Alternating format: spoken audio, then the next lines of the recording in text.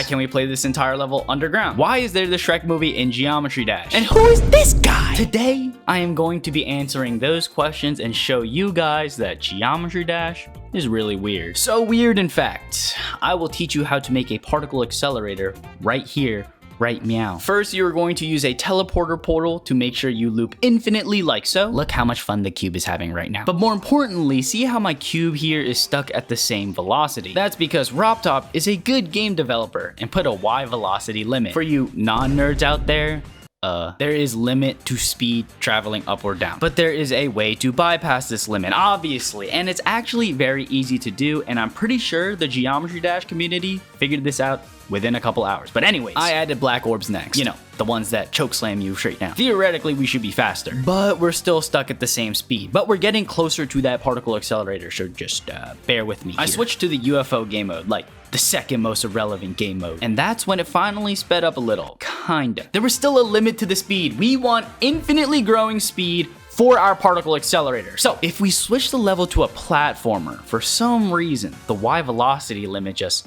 disappears, and now you can speed up infinitely. Well, until the game decides to slow you down for some reason. And now look, you just made a particle accelerator in Geometry Dash. Pretty neat stuff if I do say so myself. What's not so neat, however, are the official RobTop levels, aka the main levels. Matter of fact, they're actually pretty sloppy. There are deadass errors everywhere. Like this tile is completely misplaced in Theory of Everything too. I did not notice this until I saw it on a YouTube video, and I just cannot unsee it. Fuck you, whoever showed it to me. And now I'm spreading the love. There is a missing thingy at 10% in base after base. And you missed a spot here in X step. Come on, Robbie boy, lock in! All right, side question. Do you all remember r/place? r/place was a subreddit where people can place one pixel every couple minutes on this huge canvas. And it ended up being one of the coolest internet projects of all time. Many other subreddits joined as a team to create really cool art here. And I think this is a wholesome and awesome project. Instead of people fighting one another via communication, we can Trojan horse the opposition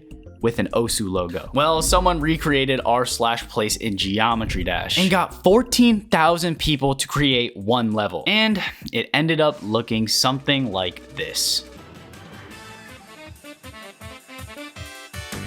This guy, he's Sputniks, and I like to call him Geometry Dash's mad scientist. He is responsible for some of, in my opinion, the coolest projects you will ever see in Geometry Dash. Just to name a few, he made Shrek in Geometry Dash, like the movie, a frame-by-frame animation of Shrek. First of all, what? Second of all, how? Some of you astute viewers may be thinking, oh, frame by frame, take every single pixel in a video frame and map it directly to a colored square in Geometry Dash. But this doesn't work for two reasons: too laggy and too inefficient. See, Sputniks is a man of doing things the right way. So instead, he created a custom program that replicates the theory of evolution, because obviously that is the best algorithm for something like this.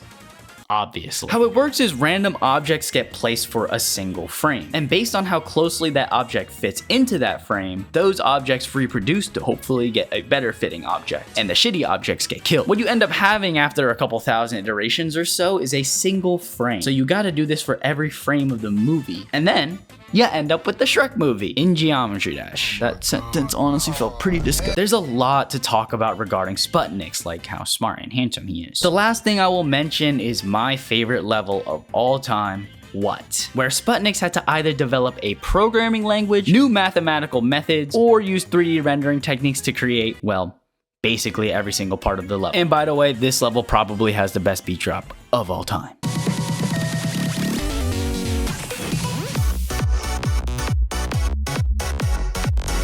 I only scratched the surface of what Sputniks is capable of. If you want more in-depth explanations, go check out his channel. I'll link it below, but after this video. Okay, back to the game being weird. This is Conical Depression, probably the most interesting rated Geometry Dash level out there. Looks like this would give me mental instability. Apparently, some people say the gameplay is actually not that bad, but little do they realize that that opinion is fucking terrible. Yet this level is actually rated. For those of you who don't know, a rated Geometry Dash level is a level where RobTop himself looks at it and is like, yes, this level looks so good, I will give this guy a rate. So RobTop looked at this level and gave it his stamp of approval, and I feel like the question in everybody's head right now is like, why? And the story is actually pretty interesting. About 10 years ago, Karma L, who was known as Crazy Man 50 at the time, see, he was a pretty established Geometry Dash creator and player. It was rare to see someone good at both. He's the same person who verified Phobos and created Black Blizzard, but that will be later on in his career. Well, one day, RobTop was in Karma L's live stream while he was making Conical Depression, and Karma L asked him a simple question. Yo, Robbie boy, if I make this a real level and beat it,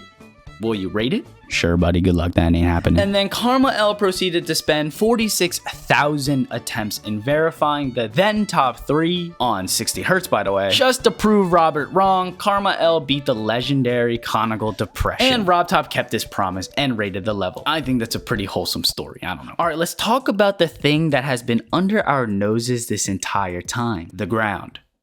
Like the floor. Did you know that you can actually play a level basically entirely underground? As long as you are continuously hitting orbs underground, the game thinks there's literally nothing going wrong. And there was this bug where you can slowly clip through the ground with a long line of slightly angled blocks, but this got patched. Or this cool flip thing that the ship and UFO do sometimes when transitioning from the ball, but this also got patched. Frick! Bugs in this game are usually super annoying, but I kind of like the flip one. But do you guys want to see a barrel roll that isn't patched? Pique your interest. If you put a spider pad here and a blue pad right on top, you can see the robot do a little parkour roll. This is definitely not as cool, but at least it's not patched. Despite all of these bugs that sometimes took 7 years to get patched, we'll talk about that later. But Geometry Dash is bigger than ever right now, with a new surge of popularity thanks to the Jinxter. Wow. But long before all of the fame got to its head, Geometry Dash had very humble beginnings. Very honest. Very humble. It ripped off the core idea from a different game. This is the Impossible game, Geometry Dash's inspiration. They look strikingly similar. See, actually, I played the Impossible game long before I played Geometry Dash. My older brother had it on his iPad, and the game sucked. The Impossible game was released in 2009, while Geometry Dash was released 4 years later. And the reason why it sucks is because of a lot of reasons, but it was actually much harder than it looks. Despite the simple looking obstacles that might be trivial in actual Geometry Dash, the Impossible game is moving much quicker than the cube in Geometry Dash, about 1.5 times quicker. But I think these days, Geometry Dash has this game beat in difficulty because of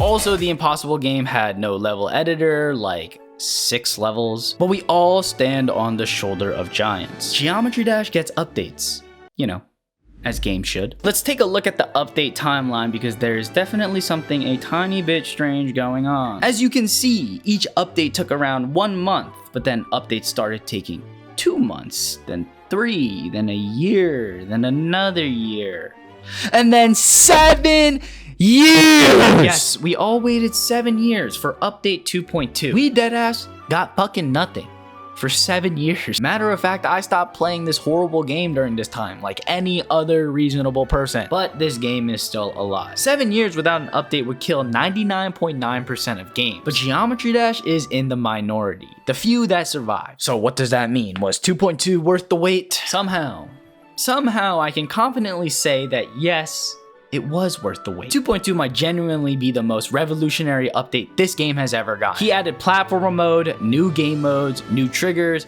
basically an editor overhaul, and the community immediately started abusing all of it. People started recreating entire games inside of Geometry Dash. I swear, I remember when 2.2 first dropped, someone recreated Mario Kart in like 3 hours. Mario Kart in Geometry Dash. Oh, and there's also Five Nights at Freddy's. And that is barely scratching the surface. I'm calling it right now, we're having GTA 6 and Geometry Dash within the year. And all of this yapping about cool things Geometry Dash related got me thinking, which is rare. Something that I noticed about Geometry Dash is that people are always trying to break their limits. I mean, it's the whole concept of the game. Try and try and try, spam attempts and persevere just to feel that euphoria of beating a level. We have people constantly pushing the skill ceiling of the game, and it's actually pretty refreshing to see, despite how the community can be at times. But some people literally break the limits of the game. Particle accelerator, freaking Shrek somehow. 14,000 people building a single masterpiece. But despite all of that,